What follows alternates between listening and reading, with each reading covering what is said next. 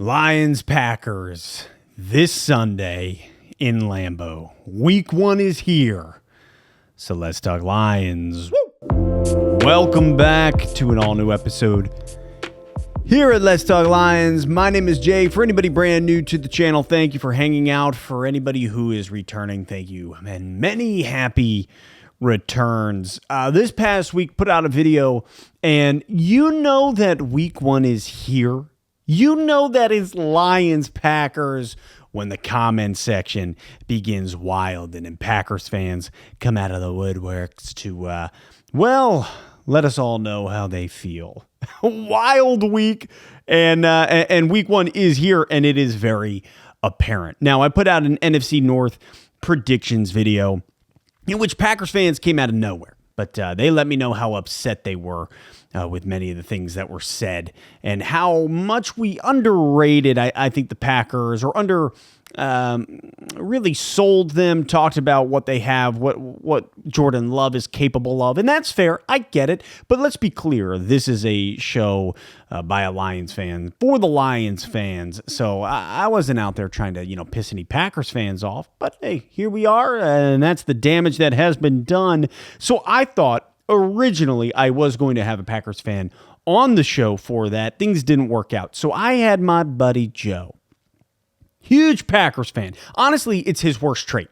If there's one bad thing about Joe, you know this, it's that you're a Green Bay Packers fan. I love you, but dear God, what happened? I don't know. You like to win. Packers fans like to win, which is why over the last many years of my life, Packers fans have always been so kind, but in like a condescending way, where it always felt like a big brother to a little brother. It was like a hand on the shoulder, and they were always very kind to me until the Lions fans saying, don't worry, like, we're really excited for you. We hope one day that you guys can be good. But it was very condescending because now that the Lions are good, Packers fans are pissed off everywhere. And I don't blame you. If there was one thing you could count on, it was that Detroit sacked. But not anymore.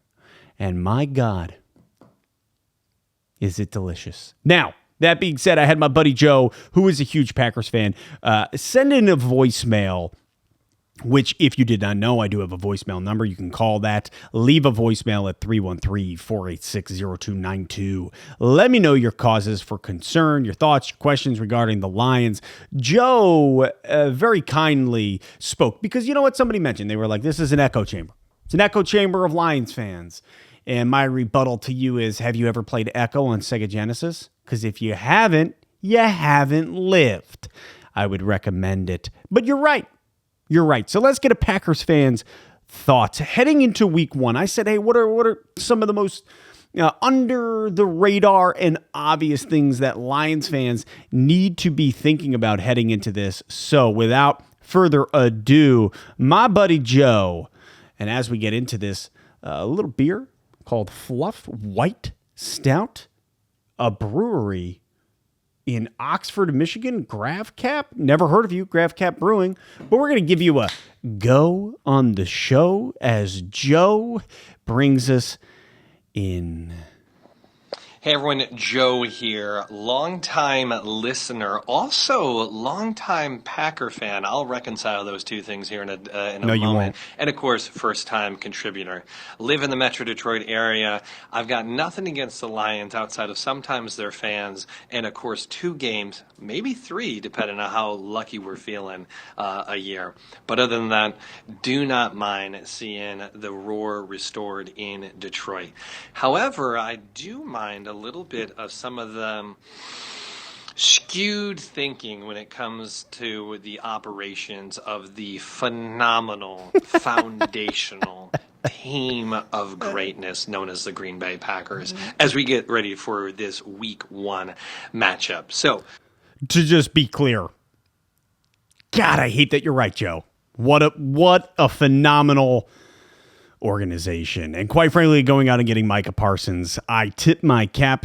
It's kind of a BA move done by the Packers. A few things. Let's talk about the Micah Parsons of it all. So many of you guys want to get all up about how now that Kenny Clark is gone, that you all are going to run all over us and that we're just going to bleed out on the run game.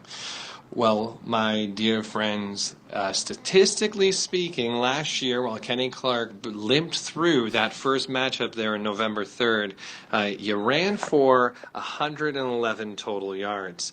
And the following matchup there in December, Kenny Clark, in full health and full practice participation, went ahead and helped us with an additional 13 yards. You ran for 124. I'm also going to go ahead and say that many of you guys wouldn't have been able to pick out Kenny Clark from a lineup or on a milk carton if you pulled it out of the fridge. But you're choosing to find an argument that makes you feel better about the fact that the team you hate just did something heinous to the league. Okay, first and foremost, the milk carton quote, incredible. And unfortunately, true. But the reality is, at first, when Micah Parsons goes to Green Bay, I'm like, okay, I'm not worried. I'm just not worried for week one. That's one thing I want to make clear. It was never about long-term. Long-term, this blows. But it was really week one being like, okay, I'm not worried. Let's take on Green Bay week one. I think that got blown out of proportion in the comments section with the Packers fans. But with that being said, dang it, you're not wrong, Joe. It was heinous. It was a heinous crime done in front of everybody. You didn't even just pick our pockets. You stabbed all 30 other teams in this scenario right in the gut in front of the cops, and nobody cared. And that is bring a top 5 defensive player at age 26 to a young up-and-coming team. I don't blame you for it. I'm also just going to say, respect to Gibbs. He is going to do what he is going to do. He is one of those running backs, that top talent in the league, that you don't try and stop, you just try and contain. And so, guys, let's get off the Kenny Clark of it all. Micah Parsons, obviously, I can't say much about whether or not he's a huge impact right off game one. I'm not buying this whole back injury thing. Fair. Listen, these guys are on more drugs than my wife delivering triplets, okay? But you saw him in that first practice. He almost ripped that tackling dummy right off the edge. So I'm expecting him to make an impact day one. Now, some other guys less obvious here to make an impact right off the get-go. I'm going to go on the offensive side of the ball.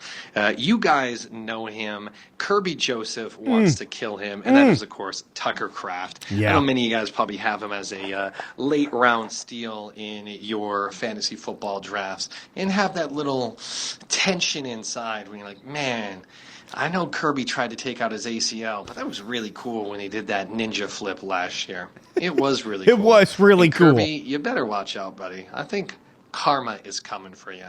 Okay, now I'm going to stop you here, Joe. You watch your mouth about Kirby Joseph. If there's one man that we got to protect at all costs, it's Kirby. Love Kirby Joseph. And you know what, man? The guy's just trying to hit him wherever he can, wherever it's legal, because it's becoming illegal to hit anybody anyway on the defensive side of the ball. And I know, you're just protecting and moaning and groaning and crying. I don't care. Kirby Joseph, phenomenal. And when Matt Stafford called him out in that playoff game, I was never happier to see Matt Stafford on the ground while Hutch and Aline buried the man and said, "You've never won a game in the playoffs in Detroit, Matt. And you ain't going to win one today." And I know, nobody likes him when we call him Matt. Too bad. Man won a Super Bowl with another team, and I'm bitter. So it is what it is. And, of course, I am expecting that Green Bay Packers will open up their season with a win. Wrong. Jay, keep up the good work. Thank you all for listening, and go Pack, go. You know what's great about my job in life is I have, as a video producer, blackmail. So this is me inserting blackmail of Joe here right now. I love the Lions. I love the Lions. I love the Lions. It's good to be a video producer. All you have is blackmail on people. It's hilarious. So, but honestly, Joe, great guy. I really appreciate you bringing some of that knowledge, some of that insight for the Packers. Honestly, Kraft, phenomenal tight end, and I cannot forget when he did that ninja flip. And quite frankly, tight ends have, whether it's Komet or Kraft, and Hawkinson, I mean, it doesn't matter. Tight ends have always found a way to give the Lions cause for pause, a little bit of a struggle. So I do like that one with Kraft, and I think Kraft is a heck of a player. I really do like him. Now, hopping into this Packers-Lions games, my thoughts here. A, again, thank you, Joe. Really appreciate all your thoughts. B, some of the main talking points for the Lions this offseason it's really just been coordinators, O-line. Coordinators, O-line. And to sit here and say that the coordinators have no effect, that them moving on having no effect it's not true. Ben Johnson is one of the most creative offensive minds, best offensive minds in the NFL. Him moving on to Chicago blows. Blows for us, but it blows for Green Bay and it blows for Minnesota. Hate that happened. Aaron Glenn going to the Jets, but this is something that we have known was coming down the pipe for a long time. Campbell talked about it in one of his recent pressers, and he's like, man, I thought I was losing AG in 2023. I'm pretty sure he said 23. Either way, he was like, I thought I'm losing Ben Johnson years ago. I thought I'm losing Aaron Glenn years ago. I get them back for a couple extra years. This is awesome. The whole time developing Shep to be the next DC.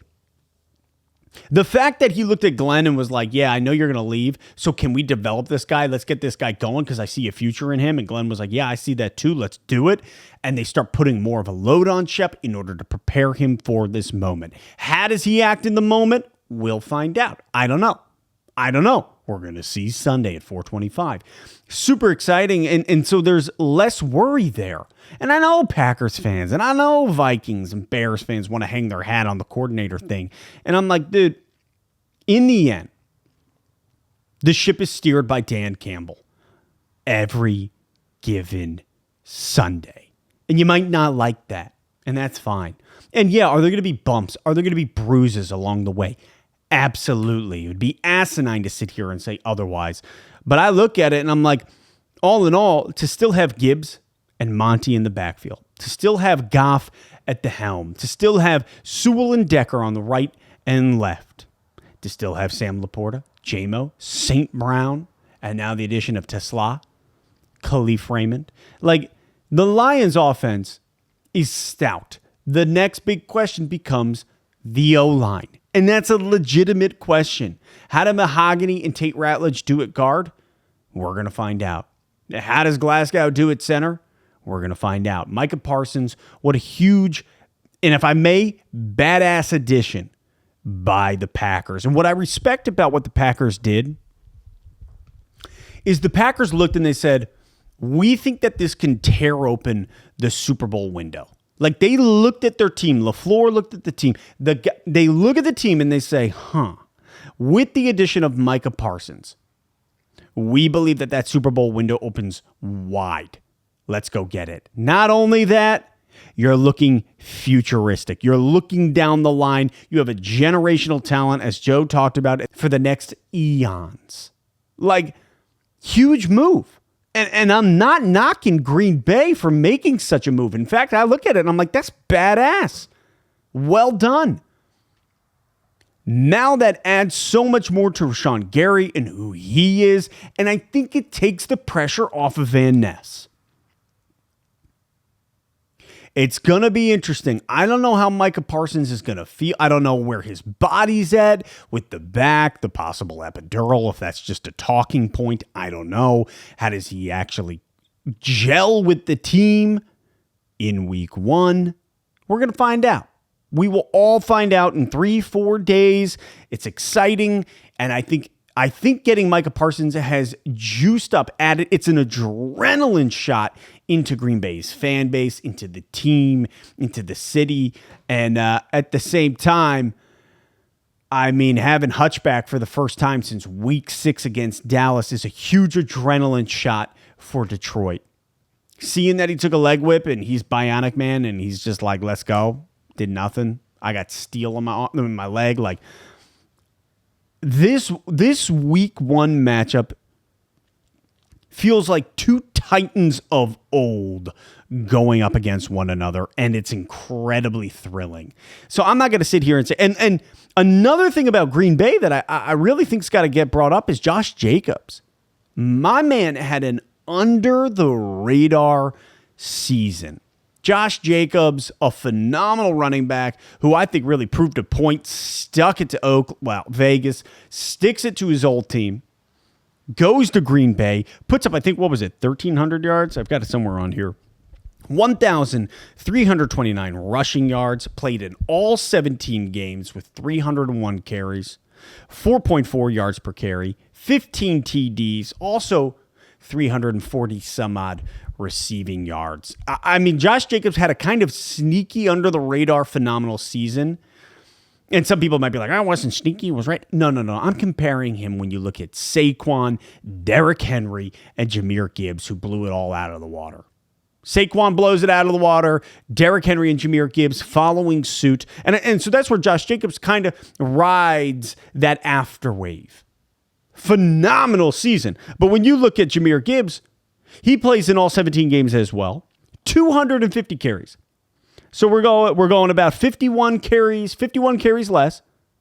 1,412 yards, averaging 5.6 yards per carry, 16 TDs, and 517 receiving yards. So that's 200 more receiving yards. That's 100 more rushing yards, all with 50 carries less, but a better O-line. Frank Ragnow at the time, obviously our center, who is now retired, creating holes, creating space, the entire O-line doing a heck of a job, and then that RPO. And so you've got Jahmyr Gibbs, who's also sharing the load with somebody who's phenomenal. David Montgomery plays in 14 games. He has that injury. 185 carries, 775 yards, averaging 4.2 yards per carry, 12 TDs, 341 in the air. I look at the running backs room on both of these squads, and it's exciting. I think it's thrilling. Knowing that Josh Jacobs and Jahmyr Gibbs and Monty, like that double-headed Hydra, even though Hydra, I think it was 3 heads, right? If I'm thinking of Godzilla, King of the Monsters, I forget, whatever. You got this double-headed monster, and then you got Josh Jacobs, who honestly, under the radar, phenomenal season, very impressive. And then you start looking at both of these running games, and you're like, this could be a slugfest. It will be a slugfest. That's my guess. Now, in the air, I think the Lions got Green Bay beat. And I know Packers fans are going to hate that, and they're going to say, Jordon Love was a top 7 quarterback, and he did this, and he did that, and he played through injury. I'm not saying he didn't do any of those things. Let's calm down. Jordon Love, through injury, really did make a significant impact and played a hell of a season. Okay? Okay, so calm down. But at the same time, Jared Goff, who had a phenomenal O-line, Jared Goff played better. Period. He just did. The Lions offense, better. Period. The Lions wide receiver room, better. Period. The Lions tight end room, better. Period. You might disagree. And that's cool, man. Like, let me know. Let me know in the comments. But I think the inconsistency that came from Love, and yes, it may have been due to injury, but it was still there, so it's going to be very interesting. I'm excited to see what the kid can do. Let's see what he can do fully healthy. Man, if there's one thing I want in the NFL, it's full health, 100% all season long. And that's not possible. It's just not possible, which sucks. Because I would love to sit here and be able to say unconditionally, it is clear as day that A is better than B, but we can never do that. That's not how it works. There are so many nuances within the game. But I look at it and I think offensively, the Lions are the better team. Lions are the better team, but I also look at Green Bay, and they are coached incredibly by LaFleur. I think he is one of the better head coaches in the NFL. As much as he might whine a little bit out there, constantly, always, he's still a heck of a coach. So, I think looking at this, the Lions defense, specifically the secondary, Kirby Joseph, Brian Branch, and Meek Robertson, these guys with the linebacker room consisting of Campbell and Anzalone and Barnes, and then the boys up front with Hutch being back, because I think it's been missed that Hutchinson did not play against Green Bay at all last year. So just going to leave that one out there. I feel really confident about this game, about rolling into Green Bay. The Lions have had the Packers number now for the last 3 years. And I'm fairly certain it's been 5 out of the last 6 games the Lions have won. I might be wrong. It might be 4 out of the last 6. But either way, I think the Lions are an all-around better squad. It is week 1. And anything can happen, just as Ellie Goulding once said. Anything can happen. Man, both teams prepping for this for a long time. So I'm really excited. I'm really excited for this game. I think it's going to be phenomenal. The Packers and the Lions, 2 Titans going up against one another, really trying to establish dominance in the NFC North early. Now, my question is this. For Packers fans, if you're still watching, if you're still here, my question for you is this. Who are you rooting for? Who are you hoping wins? Vikings or Bears? Personally, I'm going Bears. As much as I can't stand what Ben Johnson did to us and the taking of Antoine Randall and everything that, and trying to get John Morton, all of these things. As much as I can't stand that, I think that the Vikings pose the greater threat for the division. So I'm interested in both Lions but Packers fans. Who are you pulling for in that Monday Night Football game? Please drop it in the comments. Let me know. And in the end, this is all good fun. This is football. We love it. We love it. The season's here. And whatever this beer is, Fluff White Stout by Grav Cap Brewing, really good. It's a little sweet. I don't like my stouts super sweet, but it is good, I gotta say. So that is it. This is probably the longest pregame video I have ever made, so please forgive me. That is it. That is it for today. This has been fun. It's been fun. Just cruising, making a ton of videos here. I got the Lions winning this one. They have won in Lambeau the last 3 times they have played there. I think there's just an established dominance. Will Micah Parsons be a significant player in this first game? We will find out. But yeah, drop your thoughts in the comments. Let me know. And Packers fans, thanks for showing up. I know that either A, the Lions lose and you guys ride or die in that comment section, or the Lions win and y'all go ghosty Casper the Ghost style. Either way, it's going to be fun. Here we go. Week 1 NFL. And just remember, screw the Cowboys.